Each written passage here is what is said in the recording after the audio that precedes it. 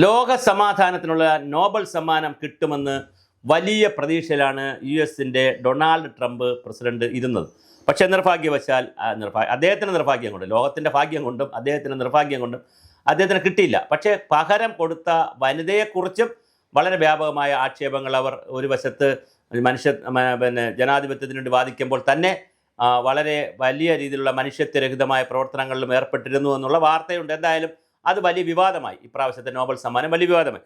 ഇതിനിടയിൽ ഈ പ്രാന്തെല്ലാം പിടിച്ചിട്ട് നമ്മുടെ ഡൊണാൾഡ് ട്രംപ് ചെയ്ത പണി റഷ്യൻ എണ്ണ കമ്പനികൾക്കെതിരെ ഉപരോധ വാർത്ത നടത്താൻ പോയി. അങ്ങനെ റഷ്യൻ എണ്ണ കമ്പനികൾക്കെതിരെ പൂട്ടിടുമ്പോൾ തീർച്ചയായിട്ടും ഇന്ത്യക്ക് അത് വലിയ ബാധ്യതയാകും. അതുപോലെ തന്നെ ഉക്രൈൻ യുദ്ധവുമായി ബന്ധപ്പെട്ട ചർച്ചകളിൽ നിന്ന് പുടിന് താല്പര്യമില്ല, നമ്മുടെ വ്ളാഡിമിർ പുടിൻ താല്പര്യമില്ല എന്ന് US പ്രസിഡന്റിനോട് പറഞ്ഞതോടുകൂടിയാണ് എണ്ണ കമ്പനികളായ റോസ് ലെഫ്റ്റ്, ലൂക്കോയിൽ എന്നിവയ്ക്കെതിരെ കടുത്ത നടപടികളുമായി അമേരിക്ക രംഗത്ത് വന്നിരിക്കുന്നത്. ഇത് ഇന്ത്യയെയും വലിയ തോതിലാണ് ബാധിക്കാൻ പോകുന്നത്. ട്രംപ് പുടിൻ കൂടിക്കാഴ്ച ബുഡാപെസ്റ്റിൽ വെച്ച് നടത്താനായിരുന്നു നേരത്തെയുള്ള തീരുമാനം. എന്നാൽ ഇത് ഉപേക്ഷിച്ചതിന് പിന്നാലെയാണ് US ഇങ്ങനെ ഒരു നീക്കം നടത്തിയിരിക്കുന്നത്. 2 എണ്ണ കമ്പനികളാണ് US ഉപരോധം ഏർപ്പെടുത്തിയിരിക്കുന്നത്. അതുപോലെ തന്നെ അർത്ഥരഹിതമായ യുദ്ധം അവസാനിപ്പിക്കാൻ റഷ്യൻ പ്രസിഡന്റ് വ്ളാഡിമിർ പുടിൻ വിസമ്മതിച്ചതിനെ തുടർന്നാണ് റഷ്യയുടെ യുദ്ധത്തിന് സഹായം നൽകുന്ന 2 വലിയ എണ്ണ കമ്പനികൾക്കെതിരെ ഉപരോധം ഏർപ്പെടുത്തിയാണെന്ന് US പ്രസിഡന്റ് പറഞ്ഞു. റഷ്യക്കെതിരെ അമേരിക്ക നടത്തുന്ന ഏറ്റവും വലിയ ഉപരോധമാണ് ഇതുവരെയും US treasury secretary Scott Bessent പറഞ്ഞു. ഇത് വളരെ വലിയ ഒരു ഉപരോധമായിരിക്കും. ഇതിനിടയിൽ റഷ്യക്കെതിരായ ഉപരോധമായിട്ട് യൂറോപ്യൻ യൂണിയനും രംഗത്ത് വന്നിട്ടുണ്ട്. യൂറോപ്യൻ യൂണിയൻ്റെ രാജ്യങ്ങളും ഇതിനകത്ത് രംഗത്ത് വന്നിട്ടുണ്ട്. റഷ്യയിൽ നിന്നുള്ള LNG ഇറക്കുമതി 2020 നിരോധിക്കാനും യൂറോപ്യൻ എക്കണോമിക് രാജ്യങ്ങൾ യൂറോപ്യൻ സാമ്പത്തിക ശക്തികൾ രംഗത്ത് വന്നിട്ടുണ്ട്. യൂറോപ്യൻ യൂണിയനും രംഗത്ത് വന്നിട്ടുണ്ട്. അപ്പോൾ റഷ്യ ഉപയോഗിക്കുന്ന എണ്ണ ടാങ്കറുകളെ കരിമ്പട്ടികൾ ഉൾപ്പെടുത്തണമെന്നും യൂറോപ്യൻ യൂണിയൻ ആവശ്യപ്പെട്ടു. US-ന്റെ പുതിയ ഉപരോധം കൊണ്ട് ക്രൂഡ് ഓയിലിനെ കാര്യമായി ആശ്രയിക്കുന്ന ഏഷ്യൻ സമ്പദ് വ്യവസ്ഥ, പ്രത്യേകിച്ച് ഇന്ത്യൻ പോലുള്ള ഏഷ്യൻ സമ്പദ് വ്യവസ്ഥയ്ക്ക് വലിയ പ്രതിസന്ധിയാണ് വരാൻ പോകുന്നത്. റോസ് നെഫ്റ്റും ലൂക്കോയും എന്ന് പറയുന്ന ലോകത്തിലെ തന്നെ വളരെ പ്രധാനപ്പെട്ട 2 റഷ്യൻ എണ്ണ കമ്പനികൾക്ക് ഉപരോധം ഏർപ്പെടുത്തിയത് റഷ്യയിലെ ഏറ്റവും വലിയ പൊതുമേഖലാ ഇന്ധന ഉൽപ്പാദന കമ്പനികളിൽ ഒന്നാണ് ഇതൊന്ന്. റഷ്യയിലെ സ്വകാര്യ മേഖലയിൽ ഭീമൻ കമ്പനിയാണ് ലൂക്കോയിൽ. ഒന്ന് പൊതുമേഖലയിൽ, ഒന്ന് സ്വകാര്യ മേഖല. റഷ്യൻ ഇന്ധനത്തിൻ്റെ ആഗോള വ്യാപാരത്തിൽ നിർണായക സ്വാധീനമുള്ള ഈ 2 കമ്പനികൾക്കും US ഉപരോധം ഏർപ്പെടുത്തിയതോടുകൂടി ലോകരാജ്യങ്ങളിൽ പലരും ഇത് വാങ്ങുന്നതിനുള്ള പ്രശ്നങ്ങളുണ്ടാകും. വാങ്ങുന്ന രാജ്യങ്ങളോടും US-ന് പ്രശ്നങ്ങളുണ്ടാകും. അങ്ങനെ ഏകദേശം 4.4 ലക്ഷം കോടി രൂപ മുതലുള്ള എണ്ണ കമ്പനികൾക്കാണ് US ഈ ഉപരോധം ഏർപ്പെടുത്തിയിരിക്കുന്നത്. ഈ കമ്പനി ഉൽപ്പന്നങ്ങൾ വാങ്ങുന്ന കമ്പനികൾ അവയുടെ ഇന്ധനം കൈകാര്യം ചെയ്യുന്ന കപ്പൽ തുടങ്ങിയവർക്ക് US ഉപരോധം ബാധകമാകും. അതുകൊണ്ട് തന്നെ ലോകത്തിലെ ഏതെങ്കിലുമൊക്കെ കുഞ്ഞു രാജ്യങ്ങൾ ഇവരിൽ നിന്ന് എണ്ണ വാങ്ങുകയാണെങ്കിൽ ആ രാജ്യങ്ങളെല്ലാം നോക്കി വെച്ച് ഉപദ്രവിക്കുക എന്നുള്ളത് തന്നെയാണ് ട്രംപിൻ്റെ തീരുമാനം. 50% ഓഹരി പങ്കാളിത്തമുള്ള വ്യക്തികൾക്കും കമ്പനികളുടെ സ്ഥാപനങ്ങൾക്കും US-ന്റെ വിലക്ക് ബാധകമാണ്. അപ്പോൾ വളരെ വലിയ തോതിലാണ് വ്യക്തികളോടും ഷെയർ എടുത്തിരിക്കുന്നവരോടും അതുപോലെ തന്നെ അവിടുത്തെ ഇതുമായി ബന്ധപ്പെട്ട കപ്പൽ ഉപയോഗിക്കുന്നവരും രാജ്യങ്ങളോടും എണ്ണ വാങ്ങുന്നവരോടും എല്ലാവരോടും ഈ ഉപരോധത്തിൽ പങ്കെടുക്കുക എന്നുള്ളതാണ് പറഞ്ഞിരിക്കുന്നത്. ഡോളർ അടിസ്ഥാനമാക്കിയിട്ടുള്ള ആഗോള വ്യാപാര ശൃംഖലയിൽ നിന്ന് ഫലത്തിൽ ഈ കമ്പനികളെ ഒഴിവാക്കാനാണ് തീരുമാനിച്ചിരിക്കുന്നത്. അപ്പോൾ തീർച്ചയായും റഷ്യയുടെ എണ്ണ വരുമാനത്തിൽ വലിയ കുറവുണ്ടാക്കുക തന്നെയാണ് അമേരിക്കയുടെ ലക്ഷ്യം. അങ്ങനെ ഉണ്ടാക്കുമ്പോൾ ഓയിൽ ആൻഡ് ഗ്യാസ് വ്യവസായത്തിൽ നികുതി വരുമാനത്തിൽ കുറവുണ്ടായാൽ US-ന്റെ നടപടികൾക്ക് അത് വഴിയൊരുക്കുമെന്നും അമേരിക്ക കരുതുന്നു. എന്തായാലും ഉക്രൈനിൽ യുദ്ധത്തിൽ നിന്ന് റഷ്യയെ പിന്തിരിപ്പിക്കാൻ ഉദ്ദേശമെന്ന് US പലവട്ടം പറഞ്ഞു കഴിഞ്ഞു. പക്ഷേ എന്തായാലും റഷ്യയെ സംബന്ധിച്ചിടത്തോളം അവർ ഇതിൽ നിന്ന് പിന്മാറുന്ന രീതിയില്ല.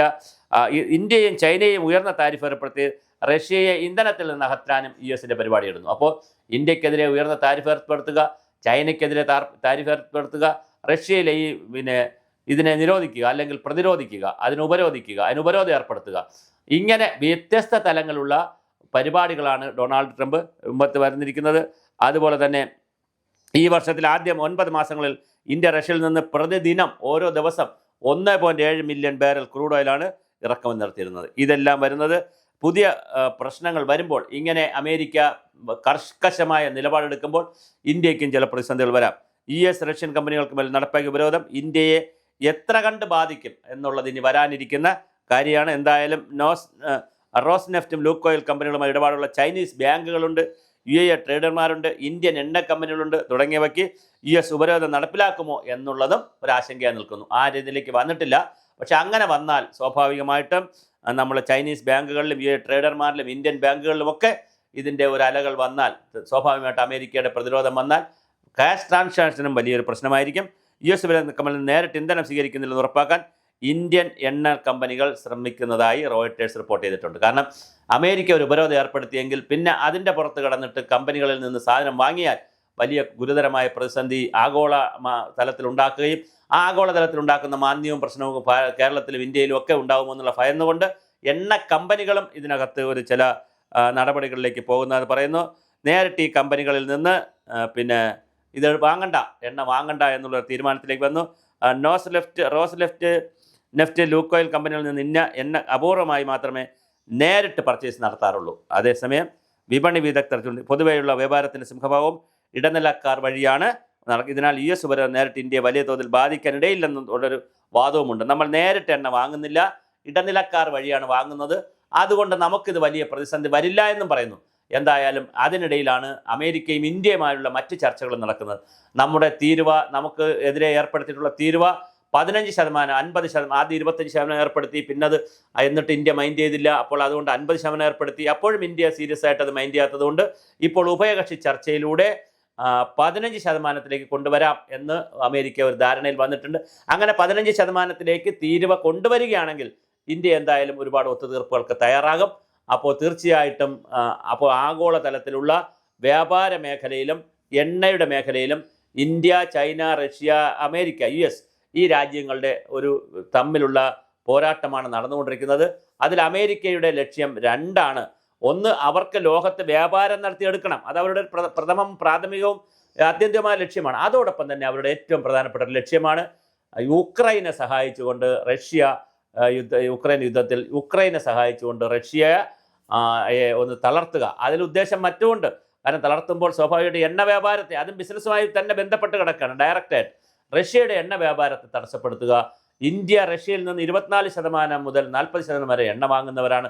അപ്പോൾ ഇന്ത്യയെ ഒന്ന് തടസ്സപ്പെടുത്തുക. ചൈന നന്നായി റഷ്യയിൽ നിന്ന് എണ്ണ വാങ്ങുന്ന രാജ്യമാണ്.